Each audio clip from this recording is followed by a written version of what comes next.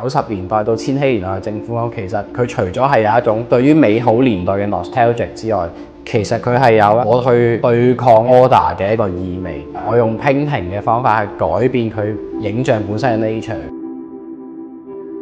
大家好，我係香港藝術家 Thomas 馮以天。我嘅作品《泳池》其實係選取自一個香港政府新聞宣傳片嘅 archive， 我就將佢截圖攞出嚟，然之後再用 painting 嘅方法去處理。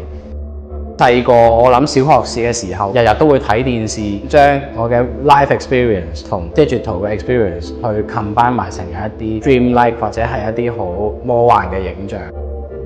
想致敬呢個 David Hockney 嘅泳池系列，因為我對於一啲被水 distort 嘅 image 我好有興趣，亦都覺得嗰啲 image 好靚。點樣去面對 art history？ 點樣去面對 master 嘅作品？某啲 essence 我會 inspire from 佢，但係譬如呢件作品會用咗一啲好珠光嘅顏色，對應住水嘅反光。呢個亦都係我比較獨有啲嘅處理方式。